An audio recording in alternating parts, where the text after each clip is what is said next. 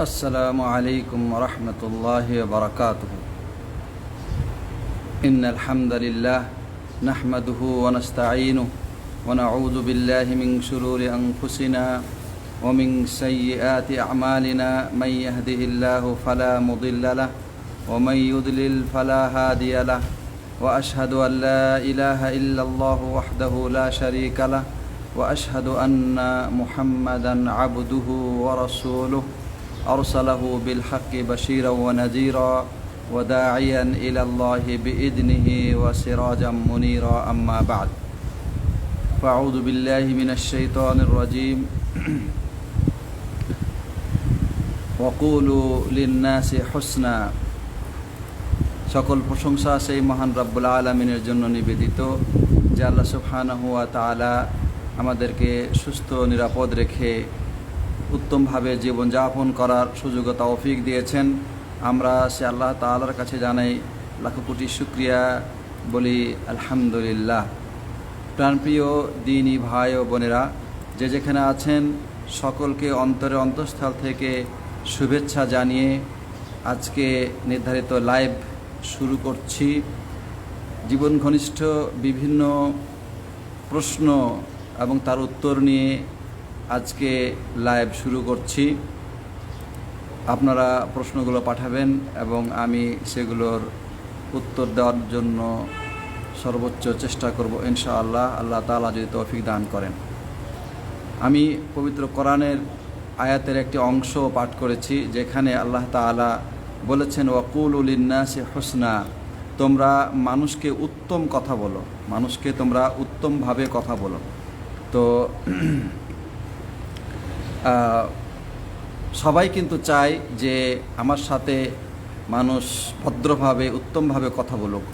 অতএব আমারও উচিত হবে যে আমি যেন মানুষের সাথে উত্তমভাবে কথা বলি, আর এটাই হচ্ছে সচ্চরিত্র। আল্লাহ নবী সাল্লাল্লাহু আলাইহি ওয়াসাল্লাম বলেছেন, মান কানা ইউমিনু বিল্লাহি ওয়াল ইয়াউমিল আখির ফালিয়াকুল খাইরান আও লিয়াসমুত। তোমাদের মধ্যে যে ব্যক্তি আল্লাহতে বিশ্বাস করে এবং পরকালকে বিশ্বাস করে, সে যেন ভালো কথা বলে, কাজের কথা বলে, দরকারি কথা বলে, অন্যথা চুপ থাকে। অর্থাৎ আমি যদি উত্তম কথা বলি, প্রয়োজনীয় কথা বলি, কাজের কথা বলি, তাহলে এটাই কিন্তু আমার ঈমানের পরিচয়, আল্লাহর প্রতি ঈমান এবং রাসূলের প্রতি ঈমানের পরিচয়।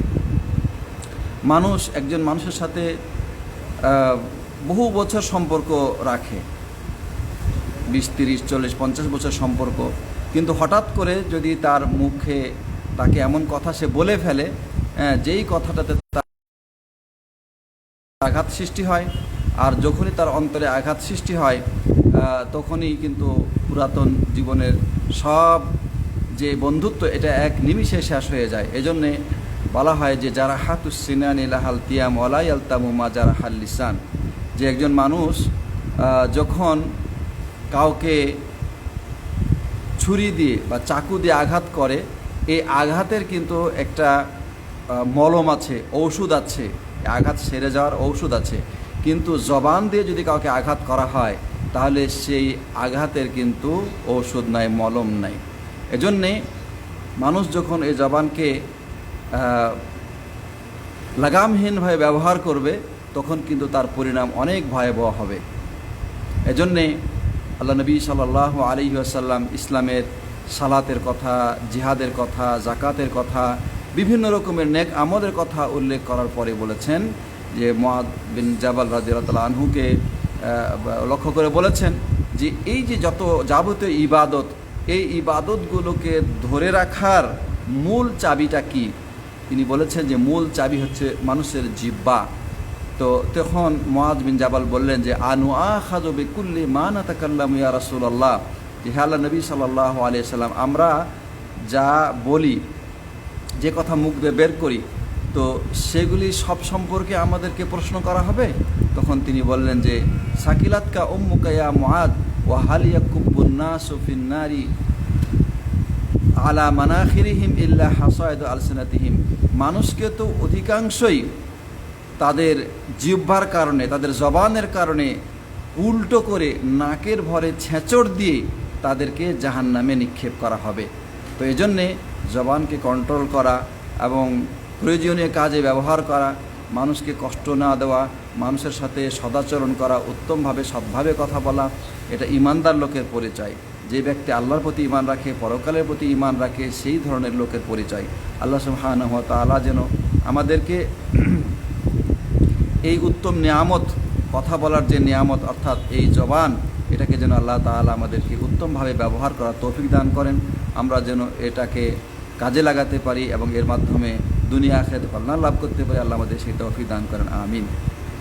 প্রাণপ্রিয় উপস্থিতি, আমি এবার আপনাদের সামনে আপনাদের পাঠানো প্রশ্নগুলোর উত্তর দেওয়ার চেষ্টা করব ইনশাআল্লাহ, আল্লাহ তাআলা যদি তৌফিক দান করেন তাহলে।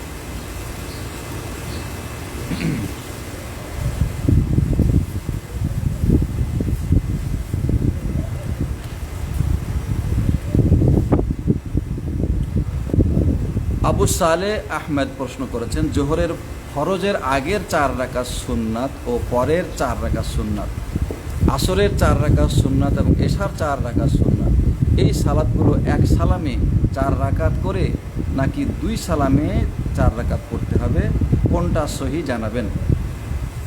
এখানে যে সুন্নাতগুলোর কথা উল্লেখ করলেন তার মধ্যে জোহরের যে 4 রাকাত সুন্নাত সেটা হচ্ছে ফরজের পূর্বে, তার সম্পর্কে এবং ফরজের পরে যে 4 রাকাত সুন্নাত এই সম্পর্কে আল্লাহ নবী সাল্লাল্লাহু আলাইহি সাল্লাম বলেছেন যে আরবাউন ক্বাবলা যুহরি ওয়া আরবাউন বাদা যুহরি,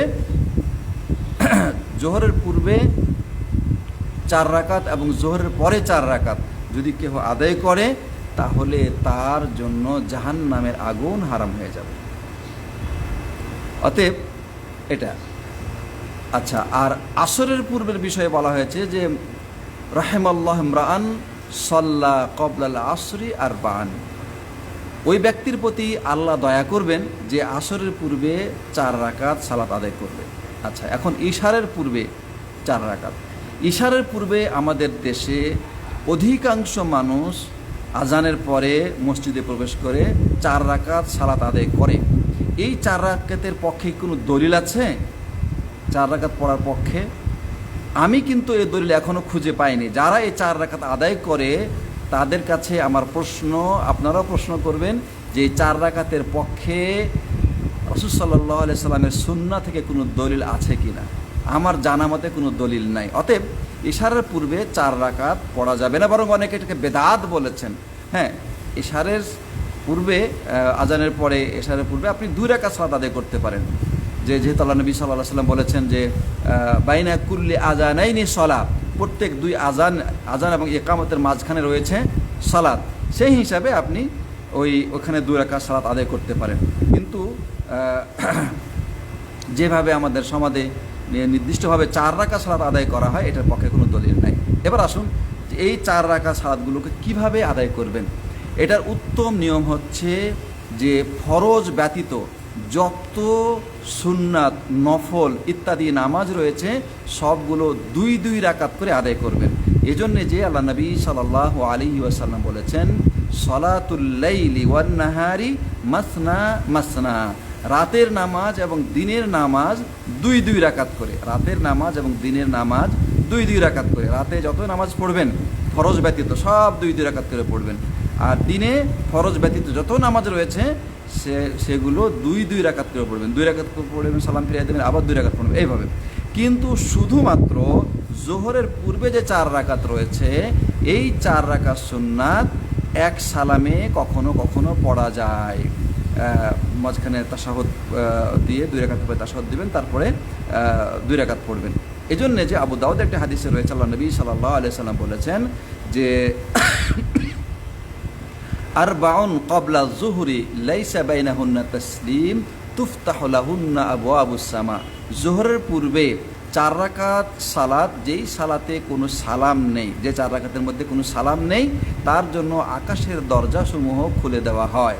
সুতরাং এই 4 রাকাত আপনি একসাথে পড়তে পারেন, কোনো অসুবিধা নেই। তবে খেয়াল করে যদি আপনি মসজিদে জামাতের জন্য যান তাহলে 2 রাকাত করে পড়া উত্তম। এর জন্য যে 2 রাকাত করে যেমন হাদিসেও আছে, আর তাছাড়া 2 রাকাত করে পড়লে আপনার এখানে দোয়া বেশি হবে, কেরাত বেশি হবে, আপনার তাসবিহ ইত্যাদি বেশি হবে, আলাদা আলাদা নিয়তে পড়া হচ্ছে, এজন্য এটা উত্তম। আল্লাহ তাআলা আলাম।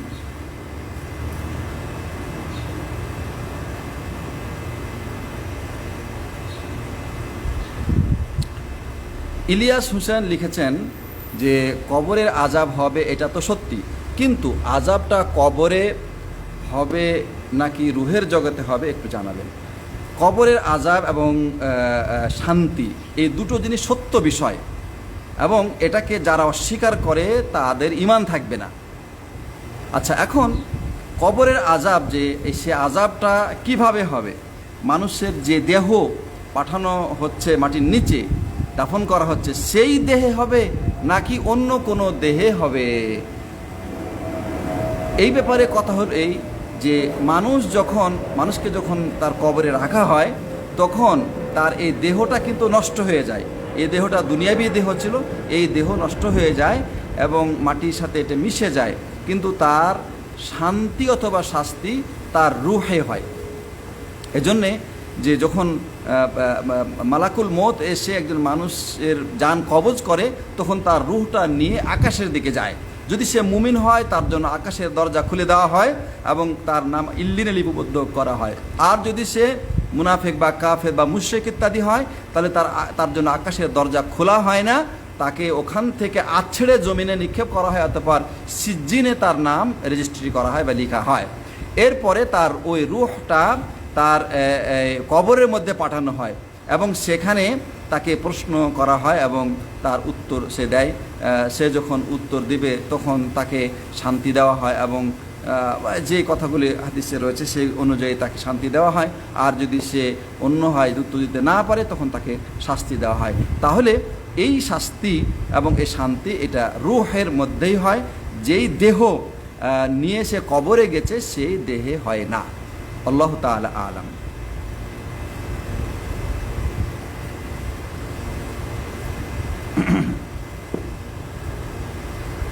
উবাইদুল্লাহ লিখেছেন, আমরা কোনো সালাতে 1 বা 2 রাকাত না পেলে আমরা ইমাম সালাম একদিকে ফিরালেই উঠব নাকি 2 দিকে ফিরানোর পর আমার বাকি সালাত পড়ার জন্য উঠব? খুব সুন্দর প্রশ্ন উবাইদুল্লাহ করেছেন যে ইমাম যখন সালাম ফিরাবে তখন যাদের 1 রাকাত বা 2 রাকাত বা একাধিক রাকাত সালাত বাকি রয়েছে তারা কখন উঠে দাঁড়াবে?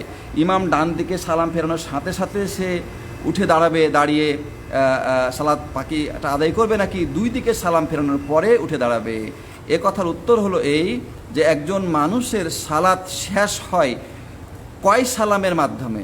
1 সালামের মাধ্যমে নাকি 2 সালামের মাধ্যমে? বিশুদ্ধ কথা হচ্ছে যে 2 দিকে বা দ্বিতীয় দিকে সালাম ফেরানোর মাধ্যমে একজন মানুষের সালাত সম্পূর্ণরূপে শেষ হয়।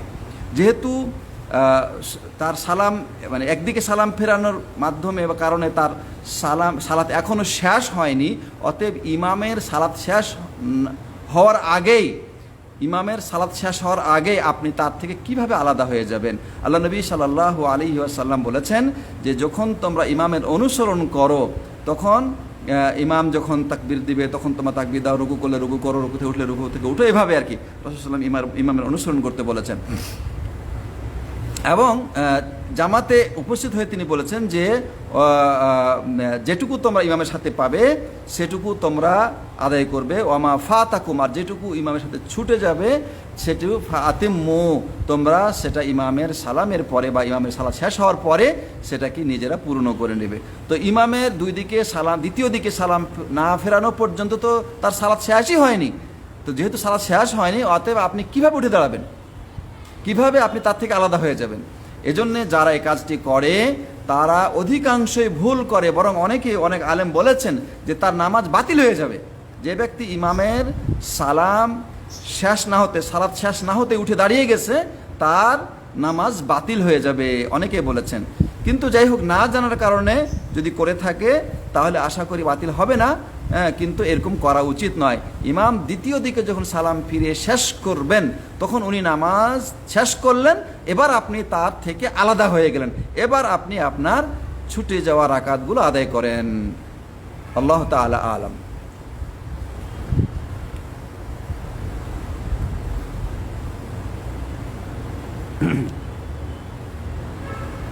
সাবিত হোসেন লিখেছেন যে কোনো ব্যক্তি যদি বলে আমি বুখারী শরীফের বাইরে আর কোনো হাদিস মানি না, তাহলে তার ব্যাপারে কি হুকুম? কথাটা দুইভাবে হতে পারে, যে একটি হাদিস সহিহ বুখারীতে আছে এবং ওই ধরনের বা ওই বিষয়ের একটি হাদিস অন্য কিতাবে আছে, যেটা যেটা যেমন বাইহাকি, তবরানি ইত্যাদি কিতাবে আছে। তো এখন ওই সাবজেক্টের ক্ষেত্রে যদি ওই একটু বলে থাকে যে আমি এই ক্ষেত্রে সহিহ বুখারী ছাড়া অন্য কোনো হাদিস মানি না, তাহলে এটা তার কথার একটা যুক্তি আছে। যেমন ধরেন একটা কথার কথা বলি, যে সহিহ বুখারীতে আছে যে সালাতে আল্লাহ নবী সাল্লাল্লাহু আলাইহি ওয়াসাল্লাম রুকুর আগে রুকুর পরে রফউল ইয়াদান করতেন, সালাতে রফউল ইয়াদান করতেন। অথচ বাইহাকি বা অন্যান্য কিতাবে রয়েছে যে রফউল ইয়াদান করতেন না, রফউল ইয়াদান করতেন না, এবং এই ব্যাপারে ওখানে সনদ সহই আছে। এখন সে জানে না, ওই ব্যক্তি জানে না যে ওই সনদগুলো বা ওই হাদিসগুলো সহিহ না জয়ীফ, তো সে এইভাবে বলে দিল যে বুখারী ছাড়া আমি এই ক্ষেত্রে কোনো হাদিস মানি না।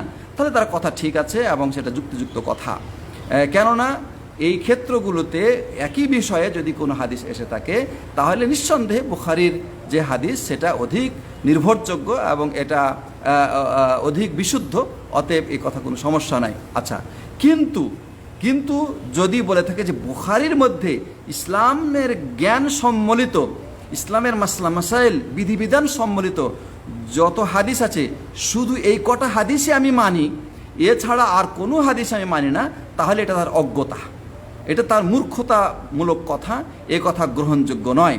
কেননা শুধু বুখারী নয়, ইসলামের মৌলিক বিষয় সহ ইসলামের বিধিবিধানগুলো সন্নিবেশিত আছে, যেমন বুখারীতে আছে, মুসলিমে আছে। মুসলিমে এমন অনেক হাদিস আছে যেটা বুখারীতে নাই, বুখারীতে এমন অনেক হাদিস আছে যেটা মুসলিমে নাই। অনুরূপভাবে আবু দাউদ, তিরমিজি, নাসাই, ইবনে মাজাহ, মুয়াত্তা মালিক, মুসনাদে আহমদ ইত্যাদি কিতাবে কিছু কিছু হাদিস এমন আছে যেগুলি এই কিতাবগুলোতে নাই, অথচ সেগুলি সহিহ।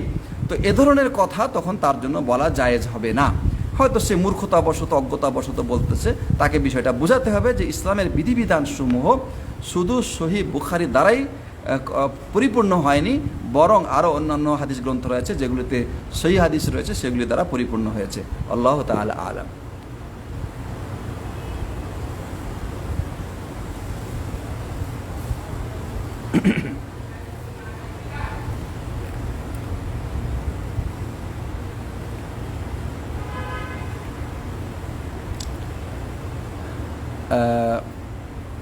ইমরান হাসান লিখেছেন যে আমার প্রশ্ন, মসজিদের উন্নয়নের জন্য বিভিন্নভাবে দান বা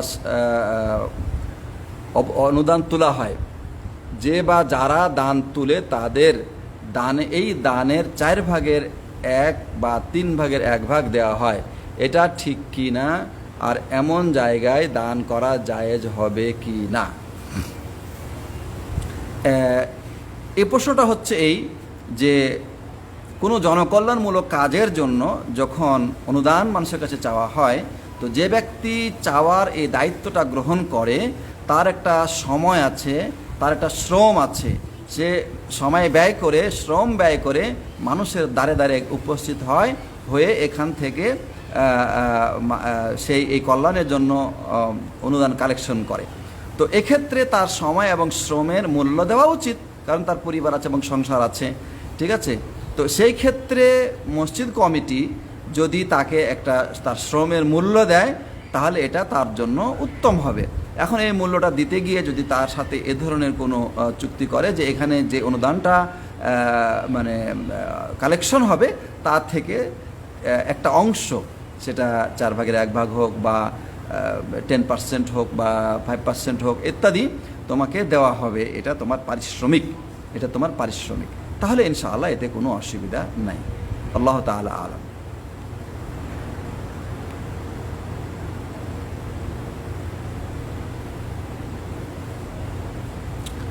আব্দুল সামিহ লিখেছেন যে আমার ছেলে ততক্ষণ আমার যতক্ষণ সে তার বউ পেয়ে যায়, আমার মেয়ে যতক্ষণ না আমার জীবন শেষ হয়। এরকম পার্থক্য করার কারণ কি? এটা আপনার প্রোফাইলে পেলাম, আপনার এই মতকে স্পেশালভাবে সমর্থন করলেন কেন? আমার মনে হয় না এরকম কোনো প্রোফাইলে আমার বক্তব্য আছে, এবং কেন এই বক্তব্যটা ইসলাম সম্মত নয়। আমার ছেলে আমার থাকবে যতক্ষণ সে বিবাহ না করবে। এটি কোনো কথা হইল? আমার ছেলে মৃত্যু পর্যন্ত আমার ছেলে, যতক্ষণ আমি বেঁচে আছি আমার ছেলে, এমনকি মৃত্যুর পরেও আমার ছেলে। সে আমাকে ছাড়া সে অন্যকে বাপ ডাকবে নাকি? বা আমি কি বলবো যে এই লোক আমার ছেলে না? এটি কোনো কথা হইল? এ ধরনের কোনো কথা আমাদের সমাজে চালু আছে যে একটা ছেলে যতক্ষণ বিয়ে না করে ততক্ষণ সে আমার ছেলে থাকে, যখন বিয়ে করে তখন সে আলাদা হয়ে যায়। এটা ঠিক নয়। আলাদা হয়ে যায় সেটা তার সংসারের কারণে, তার স্ত্রী নিয়ে এসে আলাদা সংসার করবে। কারণ বাবার সংসারে থাকলে সেখানে দেবররা আছে বা অন্যান্য লোকজন, ভাসুর আছে, এদের সাথে হয়তো পর্দার সমস্যা হতে পারে, এই জন্য সে আলাদা ঘরে থাকবে, এতে কোনো অসুবিধা নেই। আলাদা বাসায় থাকবে, কোনো অসুবিধা নেই। কিন্তু ছেলে আমার নয়, এই কথাটা ভুল কথা, ভ্রান্ত কথা। হ্যাঁ, আর মেয়ে সারা জীবন মেয়েই থাকবে। ছেলে যেমন, মেয়ে যেমন সারা জীবন আপনার মেয়ে থাকবে, ছেলেও এরকম থাকবে। এই জন্য আল্লাহ নবী সাল্লাল্লাহু আলাইহি ওয়াসাল্লাম বলেছেন যে আপনি যদি সন্তানকে, ছেলে হোক মেয়ে হোক, সৎ বানাতে পারেন, তাহলে আপনার মৃত্যুর পরে যদি সে আপনার জন্য দোয়া করে, তাহলে সেই দোয়া আপনার কাজে লাগবে। আউওয়ালাদিন সালিহিন ইয়াদউ লাহু, অথবা সৎ সন্তান তার জন্য দোয়া করবে, সেই দোয়ার প্রতিফল সে কবরে বসে লাভ করবে। সুতরাং এগুলি কি কথা? আমার প্রোফাইলে যদি থেকে থাকে আপনি আমাকে স্ক্রিনশট দিয়ে পাঠান। হ্যাঁ, আমি জানি না কেউ কি অ্যাড করেছে কি না, বা অন্য কেউ সেখানে বা অন্য কারো কোনো বিষয় এসেছে, হয়তো আপনি এটা ভুল বুঝেছেন, যেটা আমার প্রোফাইলে পেয়েছেন এরকম হয়তো ভুল বুঝেছেন, আল্লাহ তাআলা আলাম। কিন্তু এই কথা আমি সমর্থন করি না এবং সঠিক নয় কথা। জাহির আল ইসলাম লিখেছেন যে একটি গ্রামের প্রায় প্রতিটি মসজিদের কেবলা ঠিক নাই, কেবলা বাম পাশে প্রায় অনেকটাই ঘোরাতে হবে, অথচ কেবলা হচ্ছে অন্য দিকে। এভাবে নামাজ পড়লে কি নামাজ হবে? দেখুন, কেবলার বিষয়টা হচ্ছে যে যারা কাবার কাছে আছে, সরাসরি কাবাকে তারা সামনে রেখে সালাত আদায় করবে। হ্যাঁ, এরপরে যত দূরে যাবে তত কাবার দিকটাকে তারা কিবলা হিসেবে গ্রহণ করবে। কাবার দিক, যেমন বাংলাদেশ থেকে কিবলা কোন দিকে? সরাসরি আমার নাক বরাবর কিন্তু আমি কিবলা পাবো না, আমাকে কিবলার দিকে মুখ ফিরাতে হবে। বাংলাদেশ থেকে কিবলা হচ্ছে পশ্চিম দিকে। অতএব কোনো মানুষ যখন সালাত আদায় করবে, তার সালাত আদায়ের অবস্থাটা দেখে যদি লোকেরা বলে যে উনি পশ্চিম দিকে সালাত আদায় করে নাই, পশ্চিম উত্তর কোণে অথবা পশ্চিম দক্ষিণ কোণে মুখ ফিরিয়েছে, তাহলে তার সালাত বাতিল হবে। আর যতক্ষণ তার সালাতটা, তার দাঁড়ানোটাকে লোকেরা দেখে যদি বলে যে উনি পশ্চিম দিকে দাঁড়িয়েছেন, তাহলে তার সালাত বিশুদ্ধ। এখন ওই দাঁড়ানোর নাক বরাবর কাবা থাকতে হবে, মক্কা থাকতে হবে, এটা জরুরি না। যদি মক্কার দিকে এবং পশ্চিম দিকে তার মুখ থাকে, তাহলেই তার সালাত বিশুদ্ধ হয়ে যাবে এবং সে কিবলার দিকে সালাত আদায় করছে বলেই গণ্য হবে ইনশাআল্লাহ।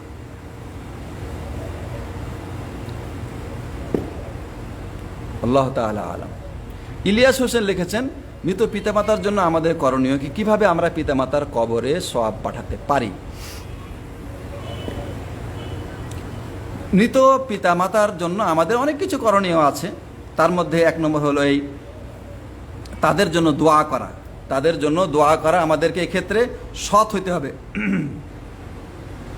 আল্লাহ নবী সাল্লাল্লাহু আলাইহি সাল্লাম বলছেন যে আউওয়ালাদিন সালিহিন ইয়াদউ লাহু, সৎ সন্তানের দোয়া। সন্তান যদি সৎ হয় এবং সে যদি দোয়া করে, তাহলে সেই দোয়া কবরে তারা লাভ করবে। এটা হলো এক। 2 নম্বর হচ্ছে যে, হ্যাঁ, এখানে একটা কথা বলে রাখি, যে সেটা হলো এই যে আল্লাহ নবী সাল্লাল্লাহু আলাইহি সাল্লাম সৎ সন্তান বলেছে। শুধু সন্তান হলেই হবে না, সন্তানকে সৎ হইতে হবে।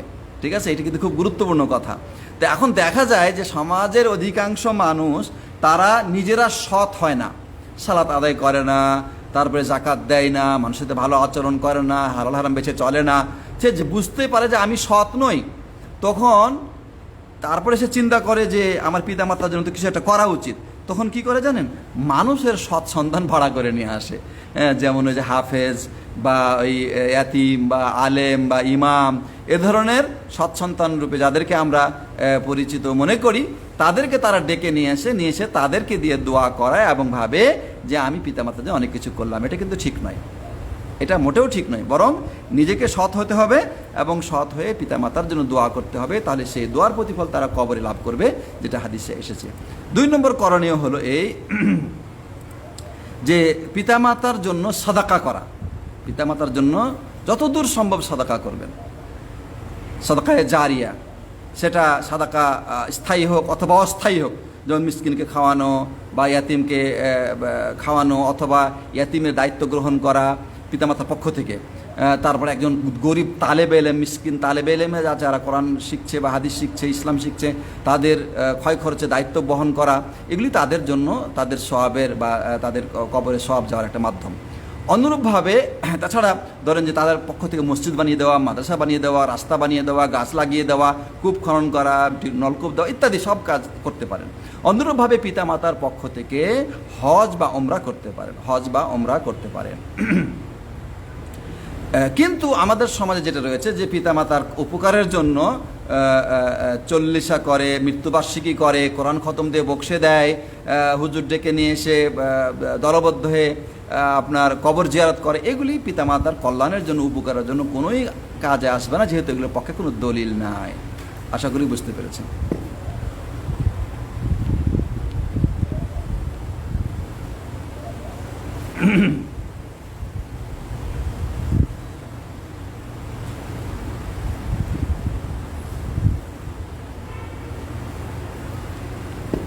ফাহিমা জিশান একটা উত্তর লিখেছেন যে রাসূল সাল্লাল্লাহু আলাইহি ওয়াসাল্লাম কি কোরআনের কোনো সূরা বা আয়াত শেষে কোনো জবাব দিতেন? সালাতের মধ্যেও কি জবাব দেওয়া যায়? কিছু কিছু ক্ষেত্রে জবাব দেওয়ার কথা হাদিসে পাওয়া যায়। যেমন সাব্বিহিসমা রব্বিকাল আলা, এই আয়াত পড়ে রাসূল সাল্লাল্লাহু আলাইহি ওয়াসাল্লাম সুবহানা রাব্বিয়াল আলা বলতেন। ঠিক আছে। তারপরে ফাবি আইয়ি আলাই রাব্বিকুমা তুকাজ্জিবান, এই আয়াত পড়ে লা বিশাইইম মিন নিআমিকা রাব্বানা নুকাজ্জিবু ফালাকাল হামদ, এটা বলা যায়। আরও কিছু রয়েছে কিন্তু সেগুলো হাদিস সহি নয়। যেমন সূরা গাশিয়া শেষে আল্লাহুম্মা হাসিবনা হাসাবান ইয়াসীরা, এটা বলাটা এ ব্যাপারেও কোনো সহি দলিল নেই, মানে হাদিস আছে কিন্তু হাদিস দঈফ। যেমন সূরা জুমার শেষে আল্লাহুম্মা রযুকনা, আমার আল্লাহ রিজিক দান করে, এরকম একটা দোয়া আছে, এটাও সহি রেওয়ায়েতে পাওয়া যায় না। তো তারপরে সূরা কিয়ামার শেষেও আল্লাহুম্মা বালা, এরকম একটি দোয়া পড়ার কথা হাদিসে পাওয়া যায়।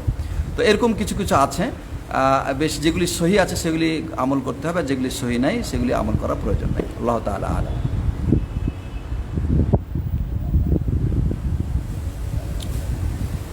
রিফাত হাসান রাফি প্রশ্ন করেছেন যে হানাফি মসজিদে 2 বার করে ইকামত দেওয়া হয়, সেক্ষেত্রে ইকামতের জবাবও কি 2 বার করে দিতে হবে? 2 বার করে জবাব দিলে মুয়াজ্জিন অনুসরণে জয়ীফ হাদিসের ফলে আমল হয়ে যায় কি না? না, আপনি 2 বার করে যে ইকামত হয় সেটাও সহিহ হাদিস দ্বারা প্রমাণিত, জয়ীফ হাদিস নয়। যে সমস্ত মসজিদে ইকামতের ক্ষেত্রে আজানের শব্দগুলো যেভাবে বলা হয় ঠিক সেভাবে যেখানে বলা হয়, সেটাও সহিহ রেওয়ায়েত দ্বারা প্রমাণিত। রাসূল সাল্লাল্লাহু আলাইহি ওয়াসাল্লামের 3 জন মুয়াজ্জিন ছিলেন, তার মধ্যে একজনের নাম হচ্ছে বিলাল, একজনের নাম হচ্ছে আবু মাহজুরা।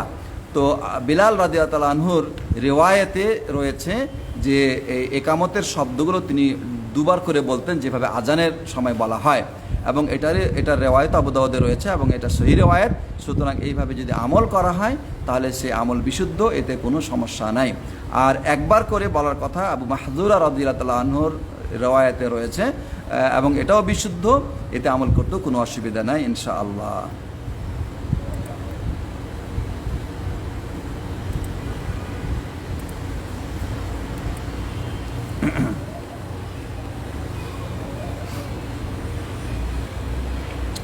মাসুদা খাতুন লিখেছেন যে মেয়েদের জন্য ওজুর 2 রাকাত নামাজ পড়া যাবে কি? হ্যাঁ, পড়া যাবে না কেন? তাহিয়াতুল ওযু, যেটা অর্থাৎ ওযু করার পরে 2 রাকাত সালাত, এই 2 রাকাত সালাত যে কেউ আদায় করতে পারে। যে ব্যক্তি ওযু করবে সেই ওযুর পরে পরে এই 2 রাকাত সালাত আদায় করবে, এবং এটা একটা গুরুত্বপূর্ণ সালাত, যে এই সালাত আদায় করতেন বেলাল রাদিয়াল্লাহু আনহু, এবং এই কারণে আল্লাহ নবী সাল্লাল্লাহু আলাইহি ওয়াসাল্লাম জান্নাতে তার পদধ্বনি শুনেছেন। সুতরাং এটাকে তাহিয়াতুল ওযু বলা হয়, এটা যে কেউ, মেয়েরা ছেলেরা সবাই আদায় করতে পারে। নাসরিন আক্তার লিখেছেন যে আমি খুব চেষ্টা করি গুনাহমুক্ত থাকতে, কিন্তু বারবার কোনো না কোনোভাবে আমার গুনাহ হয়ে যায়, অন্যায় দেখলে রেগে যায়, না চাইতেও গীবত হয়ে যায় বা শোনা হয়ে যায় অথবা রিয়া চলে আসে। আমি বারবার গুনাহ হওয়ার সাথে সাথে তওবা ইস্তেগফার করি, কিন্তু চেষ্টা করো পুরাপুরি গুনাহমুক্ত জীবন আমি করতে পারছি না, এখন আমার করণীয় কি? দেখুন, বিশেষ করে যে গুনাহগুলো আমাদের হয়ে যাচ্ছে এগুলির ব্যাপারে আমাদেরকে সতর্ক থাকতে হবে। যারা মুমিন তারা গুনাহগুলোকে পাহাড়ের মতন ভারী মনে করে, যে পাহাড় যেমন মাথার উপর ভেঙে পড়লে ধ্বংস হয়ে যাবে, এরকম যারা মুমিন তারা যে কোনো গুনাহে লিপ্ত হয়ে যাওয়াটাকে তারা এরকম ধ্বংসাত্মক অপরাধ হিসেবে মনে করে। আল্লাহ নবী সাল্লাল্লাহু আলাইহি ওয়াসাল্লাম বলছেন, ইয়াকুম মুহাক্কিরাতিজ যুনুব, তোমরা মানে যেই গুনাহগুলো ছোট ছোট সেগুলি থেকে তোমরা সাবধান থাকো। কেননা যেমন করে কোনো এক জায়গায় লকড়ি নাই, পুরানোর জন্য, রান্না করার জন্য লকড়ি নাই, তো ওখান থেকে একটা জমা করে নিয়ে এসে যখন একত্রিত করা হয় তখন ওটা জ্বালিয়ে রান্না করা সম্ভব হয়। অনুরূপভাবে একজন মানুষ যখন এদিকে একটা ওদিকে একটা এভাবে গুনাহ করে, তখন এই গুনাহগুলো একত্রিত হয়ে তাকে ধ্বংস করার জন্য যথেষ্ট হয়। তো এই জন্যে যখনই গুনাহ হয়ে যাবে এটা অনুভব করবেন, তখনই সাথে সাথে ইস্তেগফার করবেন, আর ওই গুনাহ কখনো করবেন না এরকম মনে মনে প্রতিজ্ঞা করবে, আল্লাহর কাছে বলবেন যে আল্লাহ তুমি আমাকে তৌফিক দান করো যাতে করে আমি এই গুনাহতে লিপ্ত না হয়ে যাই।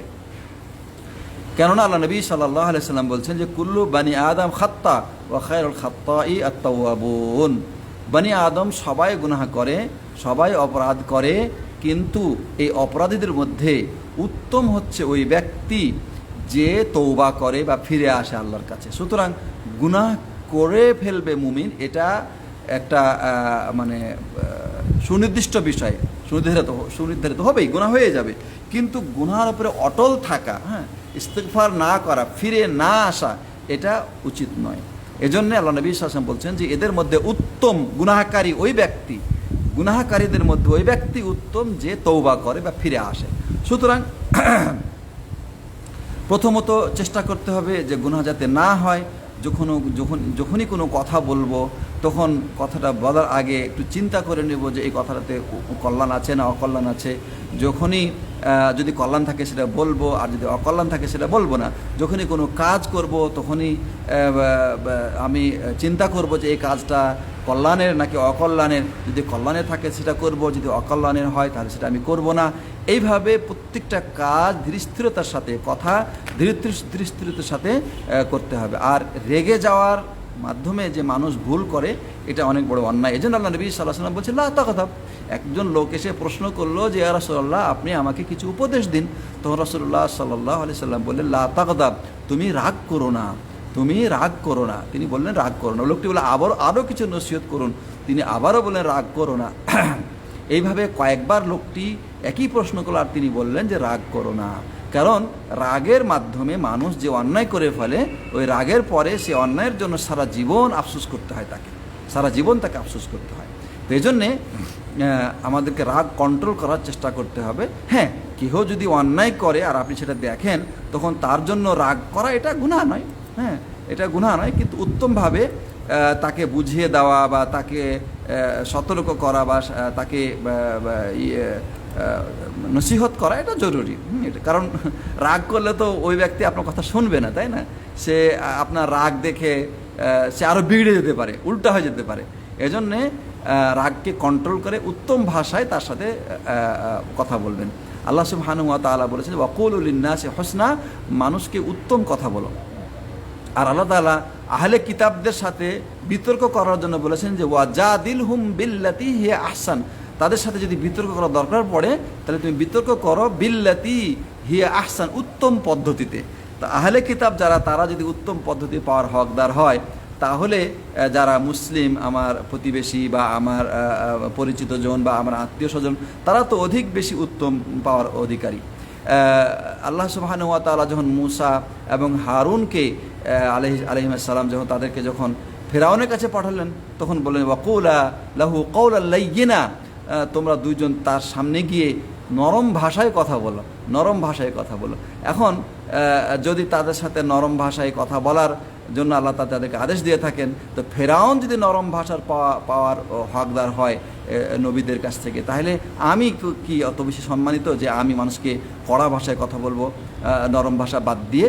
আল্লাহ নবী সাল্লাল্লাহু আলাইহি সাল্লামকে আল্লাহ তাআলা বলেছেন, ফাবিমা রাহমাতিম মিনাল্লাহি লিনতা লাহুম, আল্লাহর করুণায় আপনি তাদের প্রতি নরম আচরণ করুন, নরমভাবে কথা বলুন।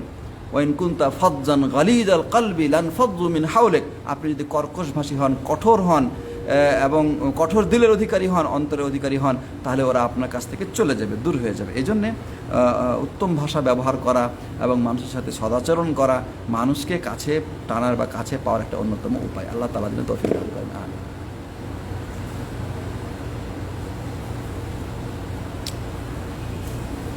তাসনিয়া স্মৃতি লিখেছেন যে যদি কোনো কারণে আসর নামাজ কাজা হয়ে যায়, তাহলে কি সেটা মাগরিব নামাজের আগেই পড়বো নাকি মাগরিব নামাজ আদায় করার পর পড়ব? প্রথম কথা হলো যে আসরের নামাজ কোনো ক্রমেই কাজা করা যাবে না। আল্লাহ নবী সাল্লাল্লাহু আলাইহি সাল্লাম বলছেন যে মান ফাতাতহু সালাতুল আসরি ফাকাআন্নামা উতিরা আন আহলিহি ওয়া মালিহি, যে ব্যক্তির আসরের সালাত ছুটে গেল সে তার পরিবার পরিজন থেকে এবং ধন সম্পদ থেকে বিচ্ছিন্ন হয়ে গেল। অন্য হাদিসে রয়েছে রাসূল সাল্লাল্লাহু আলাইহি ওয়াসাল্লাম বলছেন যে মান ফাতাতহু সালাতুল আসরি ফাকাদ হাবিতা আমালু, যার আসরের সালাত ছুটে গেল তার সমস্ত আমল বরবাদ হয়ে গেল। কঠিন কথা। এজন্যে ইচ্ছাকৃতভাবে আসরের সালাতকে কাজা করা যাবে না। তবে কি কারণে হতে পারে? যেমন নিদ্রার কারণে আমি ঘুমিয়েছিলাম, কিন্তু এত গভীর ঘুম ছিল যে অনিচ্ছাকৃতভাবে আমার সূর্য ডুবে গেছে, আসরের সালাত কাজা হয়ে গেছে। ইচ্ছাকৃতভাবে নয়, অনিচ্ছাকৃতভাবে। অথবা কোনো একটা কাজে আমি বিজি ছিলাম, যার ফলে আমি ভুলে গেছি, সালাতের কথা একদম ভুলে গেছি, আমার স্মৃতি থেকে চলে গেছে। তাহলে এই অবস্থায় যখনই আমি ঘুম থেকে উঠবো বা যখনই আমার স্মরণে আসবে, তখনই আমাকে ওই সালাত পড়ে নিতে হবে। এবং এই ক্ষেত্রে জরুরি হলো যে সালাতকে মাগরিবের আগে, আসরের সালাতকে মাগরিবের আগে আদায় করতে হবে, তারপরে মাগরিবের সালাত আদায় করতে হবে। আল্লাহ তাআলা আলাম।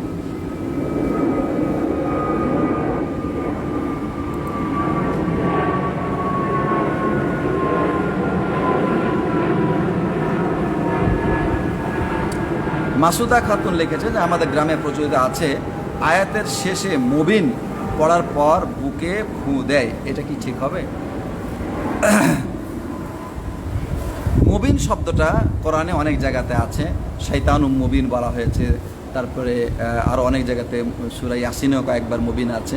তো এই মুবিন শব্দটা পড়লে বুকে ফু দিতে হবে, এটা কোনো মানে হয়তো সাধারণ মানুষের একটা আমল, এটা হাদিসের আমল নয়, কোরআনের আমল নয়, কোনো ইমামেরও আমল নয়, এটা শুনে শুনে আমল। কেউ হয়তো দেখেছে কোনো কারণে সে বুকে ফু দিল, তার কাছে ভালো লেগেছে, ওটা দেখে অন্যরা অনুসরণ করছে। সুতরাং এটা জায়েজ নয় এবং এটা শরীয়ত সম্মত নয়। আল্লাহ তাআলা আলাম।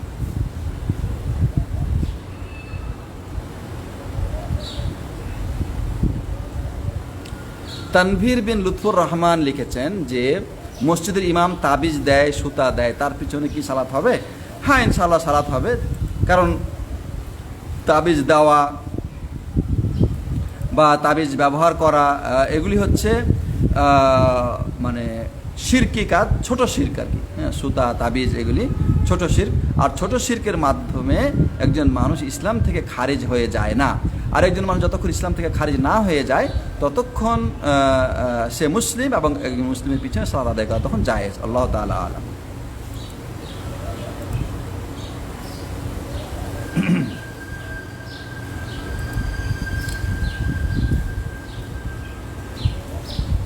সাইফুল ইসলাম হেলাল লিখেছেন নামাজ পড়ে সামনের কাতার দিয়ে কেউ গেলে কি গুনাহ হবে? নামাজির সামনের কাতার দিয়ে, এখানে দুইটা কথা। একটা হলো যে ইমাম আছেন, তো ইমামের সামনে দিয়ে যদি যায় তাহলে গুনাহ হবে, কিন্তু কাতারের মাঝখান দিয়ে গেলে, সামনে দিয়ে গেলে কোনো অসুবিধা হবে না। ইমামের পিছনে যে কাতার আছে সেই কাতারের সামনে দিয়ে গেলে কোনো গুনাহ হবে না, কেননা ইমামের সূত্রা মুসল্লিদের সূত্রা বা মুক্তাদিদের সূত্রা। আলাদা কোনো সুতরা লাগবে না। কিন্তু যদি এককভাবে কোনো মানুষ সালাত আদায় করে, তার সামনে দিয়ে যদি কেউ যায়, তাহলে যে ব্যক্তি যাবে তার গুনাহ হবে। আল্লাহ নবী সাল্লাল্লাহু আলাইহি ওয়াসাল্লাম বলছেন, লাউ ইয়ালামুল মারু বাইনা ইয়াদাইল মুসাল্লি লাকানা আন ইয়াকিফা আরবাঈনা। মুসল্লির সামনে দিয়ে গমনকারী মানে ব্যক্তি যদি জানতো এতে কি গুনাহ আছে, তাহলে সে আরবাঈন 40 পর্যন্ত দাঁড়িয়ে থাকতো। কেউ বলেছেন 40 বছর, 40 মাস ইত্যাদি দাঁড়িয়ে থাকতো। সুতরাং এটা একটা গুনাহের কাজ। এজন্যে মুসল্লি ব্যক্তির উপরে জরুরি হলো, অনেকে ওয়াজিব বলেছেন, যে সামনে সূত্রা রেখে সালাত আদায় করা। সূত্রা মানে এমন একটি আড়াল রাখা, যাতে করে আড়ালের বাইরে কেউ যদি যাইতে চায় তাহলে আড়ালের বাইরে দিয়ে যাবে, সূত্রার বাইরে দিয়ে যাবে। তো আপনি খোলা মাঠে সালাত আদায় করতেছেন, সামনে বিশাল ফাঁকা, তো ওই লোকটা তো যাবেই, তাই না? এই ক্ষেত্রে আপনাকে যারা যে মুসল্লি তাকে সতর্ক হতে হবে, তাহলে নিজেও নামাজের মনোযোগ তার নষ্ট হবে না, নিজেরও নামাজের কোনো ক্ষতি হবে না, এবং অন্য ব্যক্তি তার দ্বারা গুনাহে লিপ্ত হবে না। আল্লাহ তাআলা আলাম।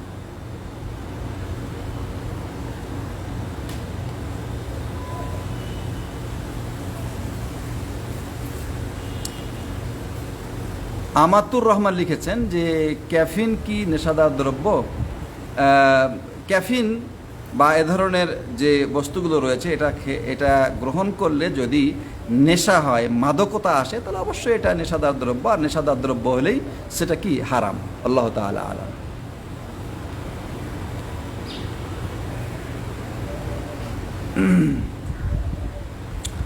নাসরিন আক্তার লিখেছেন যে আমি বেদাতি কিংবা অন্য কোনো ফিতনায় ভরপুর অনুষ্ঠানে যেতে চাই না, কিন্তু পরিবারের চাপে পড়ে আত্মীয়দের সাথে সম্পর্ক বজায় রাখার জন্য আমাকে যেতে হয়। এক্ষেত্রে আমার করণীয় কি?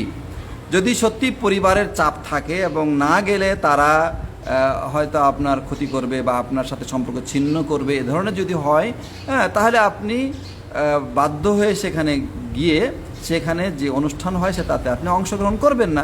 যেমন ধরেন যে প্রতিবেশী বা আপনার কোনো এক আত্মীয়ের বাড়িতে মিলাদের আয়োজন হলো, এখন আপনাকে জোর করে সেখানে নিয়ে যাওয়া হচ্ছে, আপনার যাওয়ার কোনো আগ্রহ নাই, কিন্তু যাইতেই হবে, না গেলে আপনার উপরে মানসিকভাবে নির্যাতন আসবে। এরকম যদি হয় তাহলে আপনি সেখানে গেলেন, সেখানে যাবেন, কিন্তু সেখানে গিয়ে আপনি ওই অনুষ্ঠানে অংশগ্রহণ করবেন না, বা তাদের যে মিলাদ আছে সেই মিলাদে আপনি সুর মিলাবেন না, বা তারা যে জামাতবদ্ধ দলবদ্ধ মুনাজাত করে আপনি সেগুলি করবেন না, ঠিক আছে? আর সাধ্য অনুযায়ী বোঝানোর চেষ্টা করবেন যে এই বেদাতগুলো করা ঠিক নয়, এবং এর মাধ্যমে কোনো কল্যাণ, দুনিয়াবি কোনো কল্যাণ পাওয়া যাবে না, আখিরাতে আল্লাহর কাছে কোনো সওয়াব পাওয়া যাবে, এবং এর দ্বারা গুনাহ হবে, ঠিক আছে? আল্লাহু তাআলা আলাম।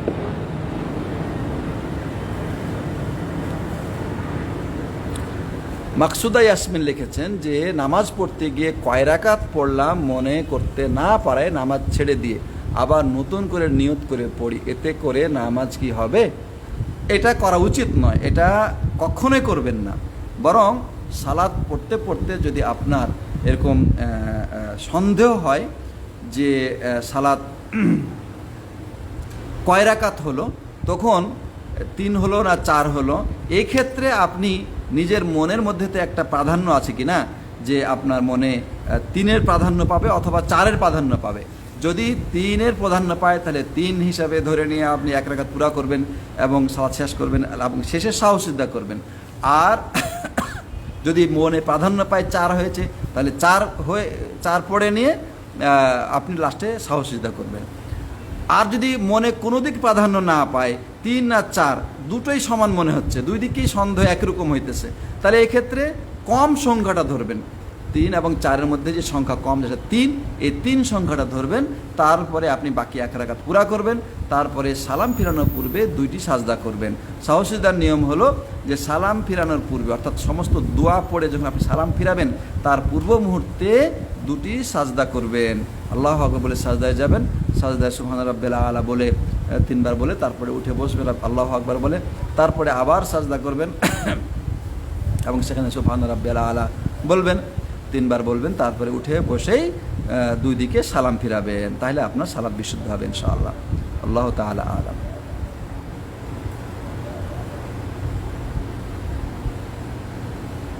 আমিনুল ইসলাম লিখেছেন যে বাসর রাতের নামাজ কেরাত জোরে না আস্তে পড়তে হবে?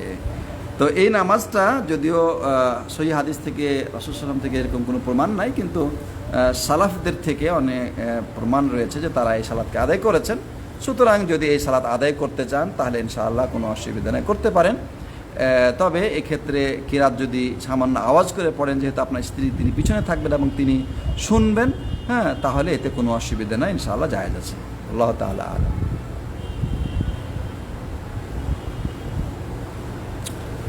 রাশিদুজ্জামান ডিপ লিখেছেন, যদি এমন কোনো ইমামের পেছনে সালাত আদায় করি যে তার আকীদা কি তা আমার কাছে স্পষ্ট নয়, জানি না যে তার শিরকি কোনো আকীদা আছে কিনা, থাকতেও পারে আবার নাও থাকতে পারে, এভাবে না জেনে তার পেছনে সালাত আদায় করা জায়েজ হবে কি? হ্যাঁ, অবশ্যই হবে। একজন মানুষ, আপনি যদি জানেন যে সে মুসলিম, তাহলে তাকে তার আকীদা ভালো, তার চরিত্র ভালো, সে ভালো মানুষ, সব দিক থেকে এটাই আপনি ধারণা পোষণ করবেন। একজন মানুষের ব্যাপারে জিজ্ঞাসা করে ধারণা করব, এটা ইসলামে অনুমতি নেই। বরং জন্নু বিল মুসলিমিনা বিল মুমিনিনা খায়রা, একজন মুমিনের প্রতি আপনি ভালো ধারণা পোষণ করেন। কারণ আপনি যদি তার সম্পর্কে না জেনে খারাপ ধারণা পোষণ করেন আর সে যদি তা না হয়, তা আপনি গুনাহগার হবেন।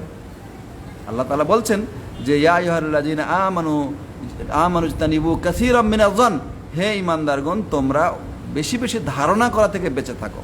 এখন আমি একটা মসজিদে উপস্থিত হলাম এবং দেখলাম যে এখানে জোরে আমিন বলছে না, তারা হানাফি। এখন আমি মনে মনে ধারণা করে নিলাম, যেহেতু তারা হানাফি, অতএব তারা পীরপন্থী, তারা শিরিকপন্থী, তারা এই করে সেই করে। তো এইভাবে ধারণা করলাম, করে আমি সেখানে নামাজ পড়লাম না। তার মানে বোঝা গেল যে আমি তাকে মুসলিমই মনে করছি না, ঠিক না? তাকে আমি মুসলিম মনে করছি না, যার কারণে তার পেছনে নামাজ আদায় করলাম না। কিন্তু এই ধারণা যদি গলত হয়, এই ধারণা যদি ভুল হয়, তাহলে কি হবে? আপনি যদি কোনো মানুষকে অমুসলিম ধারণা করেন, তা আপনি নিজে তো অমুসলিম হয়ে যাবেন। আপনি, আল্লাহ বলছেন যে ইন্না কাসীরাম মিনাজ যন্নি ইসম, অনেক ধারণা গুনাহ, আপনি তো গুনাহ করে ফেললেন, আপনি তো কাবিরা গুনাহ করে ফেললেন, তাই না? সুতরাং একজন মুমিন তার সম্পর্কে না জানা সত্ত্বে আপনি তার সম্পর্কে ভালো ধারণা পোষণ করবেন। আচ্ছা দেখুন, একটা কথা বলি, সেটা হলো এই যে বাহ্যিকভাবে একজন মুমিন, তার সম্পর্কে যদি আপনি কোনো ভালো ধারণা পোষণ করেন যে লোকটার আকীদা ভালো, তার আমল ভালো এবং সে তাকওয়াবান, সে চরিত্রবান ইত্যাদি, এই ভালো ধারণাগুলো করার কারণে কি আপনি গুনাহগার হবেন? কোশ্চেন কেন না, আপনার কখনোই কোনো গুনাহ হবে না। পরে যদি জানতে পারেন যে আপনার ধারণা ভুল ছিল তার সম্পর্কে, এতে আপনার কোনো গুনাহ হবে না। কিন্তু যদি তার সম্পর্কে আপনি খারাপ ধারণা করেন, আর বাস্তবে সে যদি ভালো মানুষ হয়, ওই ধারণার মোতাবেক না হয়, তাতে আপনি গুনাহগার হয়ে যাবেন, আপনি ধ্বংস হয়ে যাবেন।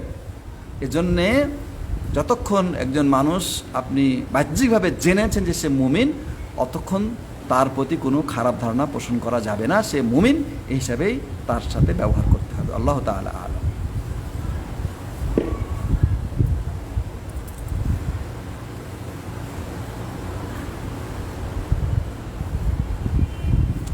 মাহবুব আলম লিখেছেন যে আকিকার গোশত বন্টনের কোনো নিয়ম আছে কি? বিশেষ কোনো নিয়ম নাই। আপনি আকিকার গোশত নিজেরাও খেতে পারেন, পাড়া প্রতিবেশীকে দিবেন, আত্মীয় স্বজনকে দিবেন, গরিব মিসকিন যারা আছে তাদেরকেও দিবেন। মোট কথা সবাই যেন এতে হিস্সা পায়, কিছু অংশ পায়, সেটা চেষ্টা করবেন, ঠিক আছে? অনেকেই বলেন যে আকিকার গোশত যেভাবে কুরবানির গোশত বন্টন করতে হয়, ঠিক সেভাবে 3 ভাগ করে 1 ভাগ গরিব মিসকিনকে দেওয়া, 1 ভাগ বিভিন্ন মানে প্রতিবেশী বা আত্মীয় স্বজনকে হাদিয়া দেওয়া, আর 1 ভাগ মিসকিনদের সাদকা করা। 1 ভাগ নিজেরা খাওয়া, 1 ভাগ আত্মীয় স্বজনকে হাদিয়া দেওয়া, আর 1 ভাগ মিসকিনদেরকে দেওয়া। হ্যাঁ, এটা অনেকে বলেছেন। আল্লাহ তাআলা আলাম।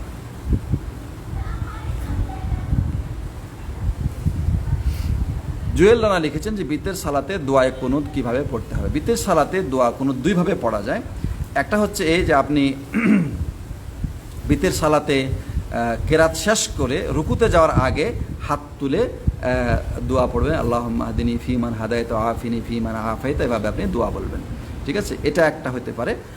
আরেকটা হতে পারে যে রুকু করলেন, কেরাত করার পরে রুকু করলেন, রুকু থেকে উঠে সামি আল্লাহু লিমান হামিদা রব্বানা লাকাল হামদ ইত্যাদি বলে তারপর তখন আপনি হাত উঠায়ে আপনি দোয়া কুনুত পড়লেন, ঠিক আছে? আরেকটা নিয়ম হতে পারে যে আপনি হাত না উঠিয়েই দোয়া কুনুত পড়তে পারেন। হাত উঠানোটা জরুরি নয়, তবে দোয়ার আদব হিসেবে হাত উঠাতে পারেন, ইনশাআল্লাহ কোনো অসুবিধা নেই। আল্লাহ তাআলা আলাম।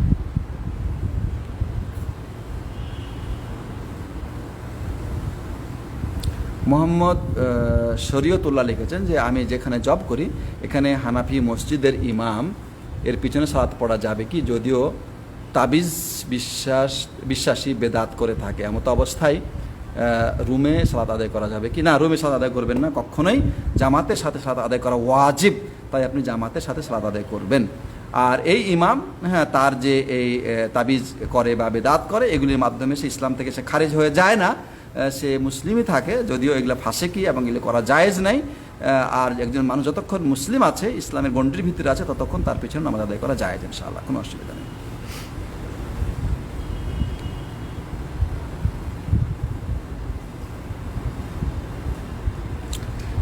শামীম আহমেদ লিখেছেন, কেউ যদি কোনো ইমাম যদি বেরলবি আকিদার হয় তাহলে জুম্মার নামাজে কখন মসজিদে যাওয়া উত্তম?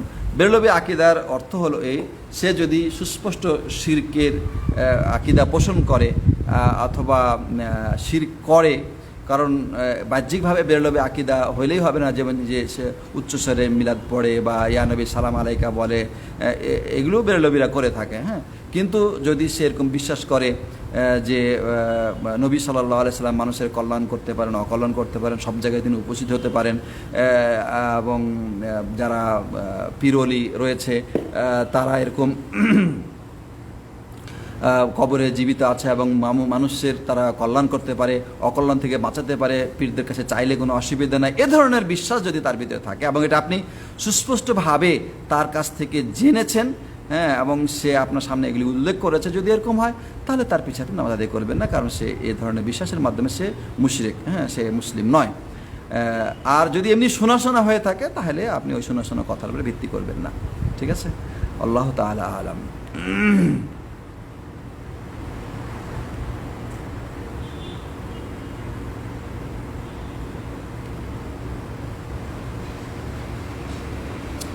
মাহবুব আলম লিখেছেন যে ফরজ নামাজের পর আয়াতুল কুরসি পড়ে কি বুকে ফুঁ দিতে হয়? না, অনেকে আছে যে আয়াতুল কুরসি পড়ে এভাবে বুকে ফুঁ দেয়, কিন্তু এই ফুঁ দেওয়ার পক্ষে কোনো দলিল নাই, কোনো হাদিস নেই। রাসূল সাল্লাল্লাহু আলাইহি সাল্লাম বলছেন যে ব্যক্তি ফরজ সালাতের পরে আয়াতুল কুরসি পাঠ করবে তার জান্নাতে যেতে কোনো বাধা নেই, মৃত্যু ব্যতীত, অর্থাৎ মৃত্যুবরণ করলেই সে জান্নাতে যাবে। সুতরাং এটাই আমল, কিন্তু বুকে ফুঁ দিতে হবে না। ফুঁ দেওয়ার বিষয়টা হচ্ছে যখন রাত্রে আপনি ঘুমাতে যাবেন তখন 3 কুল আল্লাহু আহাদ, কুল আউযু বিল ফালাক, কুল আউযু বিন নাস, এই 3টা সূরা পড়ে এভাবে হাতে ফুঁ দিবেন, তারপরে ওই হাত দুটির মুখে থেকে মাথায় সমস্ত শরীরে মাসে করবেন, এটা হাদিসে আছে। ঠিক আছে, আল্লাহ তাআলা আলাম। এই প্রশ্নের উত্তর দেওয়ার মাধ্যমে আজকের প্রশ্নোত্তর আলোচনা শেষ করলাম। আল্লাহ যদি বাঁচিয়ে রাখেন তাহলে আগামীকাল ইনশাআল্লাহ আবারও মিলিত হব। আল্লাহ তাআলা যেন আমাদেরকে তৌফিক দান করেন এবং আমাদেরকে সুস্থ রাখেন, আমাদেরকে শিরক মুক্ত ঈমান, বেদাত মুক্ত আমলের উপরে অটল অবিচল থাকার তৌফিক দান করেন। আমিন।